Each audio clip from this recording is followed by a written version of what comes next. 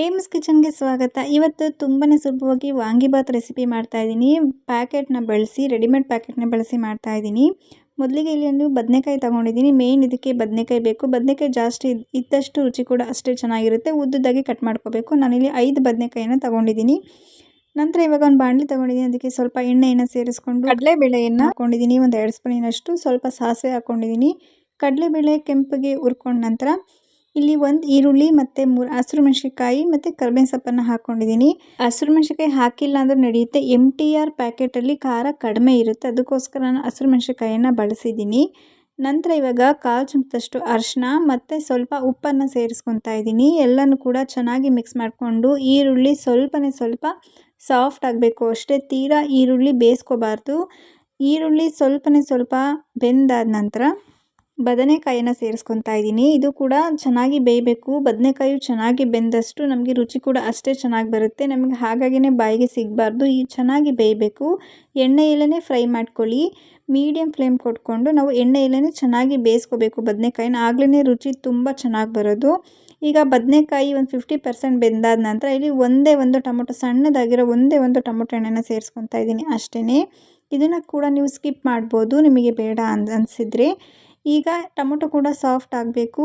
Soft ಆದ ನಂತರ ಇಲ್ಲಿ MTR ಪ್ಯಾಕೆಟ್ನ ಬಳಸ್ತಾರೆ. ನೀವು ಯಾವ ಬ್ರ್ಯಾಂಡರು ನೀವು ಉಪಯೋಗಿಸ್ಬೋದು. ನಾನು 2 ಪ್ಯಾಕನ್ನು ಹಾಕ್ಕೊತಾ ಇದ್ದೀನಿ. ತುಂಬ ಚೆನ್ನಾಗಿರುತ್ತೆ ಟೇಸ್ಟು. ಸ್ವಲ್ಪ ಖಾರ ಕಡಿಮೆ ಇರುತ್ತೆ ಅಷ್ಟೇ. ವಾಂಗಿಬಾತ್ ಪುಡಿನ ಹೇಗೆ ಮಾಡೋದು ಅಂತಲೂ ತೋರಿಸ್ಕೊಟ್ಟಿದ್ದೀನಿ. ತುಂಬ ಸುಲಭ ವಿಧಾನದಲ್ಲಿ ಅರ್ಥವಾಗೋ ರೀತಿಯಲ್ಲಿ ಮಾಡಿ ಹಾಕಿದ್ದೀನಿ ಯೂಟ್ಯೂಬಲ್ಲಿ. ಎಂಡ್ ಸ್ಕ್ರೀನಲ್ಲಿ ಹಾಕಿರ್ತೀನಿ. ದಯವಿಟ್ಟು ಹೋಗಿ ಚೆಕ್ ಮಾಡಿ ನೋಡಿ. ತುಂಬ ಸುಲಭವಾಗಿ ಮಾಡ್ಕೋಬೋದು ಮನೆಯಲ್ಲೇ. ಒಂದು 2 ನಿಮಿಷ ಹಾಗೆಯೇ ಹುರ್ಕೊಳ್ಳಿ. ನಂತರ ಇಲ್ಲಿ ಹುಣಸೆ ಹಣ್ಣನ್ನು ನಾನು ನೆನೆಸಿ ಇಟ್ಟಿದ್ದೀನಿ. ಒಂದು ನಿಂಬೆಹಣ್ಣು ಗಾತ್ರದಷ್ಟು ಹುಣಸೆ ಹುಳಿನ ನಾನು ನೆನೆಸಿ ಇಟ್ಟಿದ್ದೀನಿ. ಮತ್ತು ಕೊಬ್ಬರಿ ಹಾಕೊಂಡ್ರೆ ರುಚಿ ಕೂಡ ಅಷ್ಟೇ ಚೆನ್ನಾಗಿರುತ್ತೆ. ಒಂದು ಸ್ವಲ್ಪ ಕೊಬ್ಬರಿಯನ್ನು ತುರಿದು ಹಾಕಿದ್ದೀನಿ ನಾನು. ನಂತರ ಹುಣಸೆ ಹಣ್ಣು ಹುಳಿನ ಹಾಕ್ಕೊತಾ ಇದ್ದೀನಿ. ಹುಣಸೆ ಹಣ್ಣು ಹುಳಿ ಮೇಯ್ನ್ ಇದು, ಹಾಕ್ಕೊಳ್ಳೇಬೇಕು. ಹಾಕ್ಕೊಂಡ್ರೆ ರುಚಿ ಅಷ್ಟು ಚೆನ್ನಾಗಿ ಬರುತ್ತೆ ನಮಗೆ.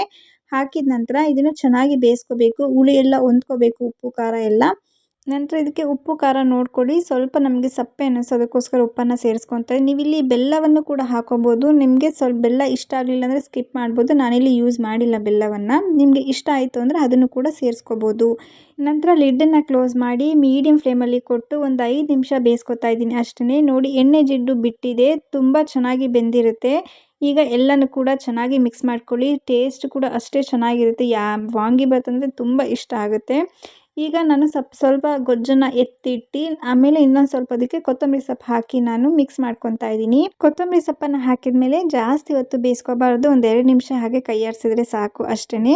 ಫೈನಲ್ ಇವಾಗ ಲಾಸ್ಟಲ್ಲಿ ನಾನು ಅನ್ನನ ಸೇರಿಸ್ಕೊಂಡು ಮಿಕ್ಸ್ ಮಾಡ್ಕೊತಾ ಇದ್ದೀನಿ. ಕುಕ್ಕರಲ್ಲಿ ಮಾಡಿಕೊಂಡ್ರೆ ನಮಗೆ ಗೊಜ್ಜು ನಮಗೆ ಎಷ್ಟು ಬೇಕು ಅನ್ನೋದು ಗೊತ್ತಾಗೋದಿಲ್ಲ. ಈ ಥರ ಗೊಜ್ಜನ್ನು ಮಾಡಿಕೊಂಡ್ರೆ ನಾವು ಎಷ್ಟು ಬೇಕಷ್ಟು ಅನ್ನವನ್ನು ಕಲಿಸ್ಕೋಬೋದು. ವೇಸ್ಟ್ ಅನ್ನೋದು ಆಗೋದಿಲ್ಲ. ಅದಕ್ಕೋಸ್ಕರ ನೋಡಿ ತುಂಬ ಚೆನ್ನಾಗಿರುತ್ತೆ.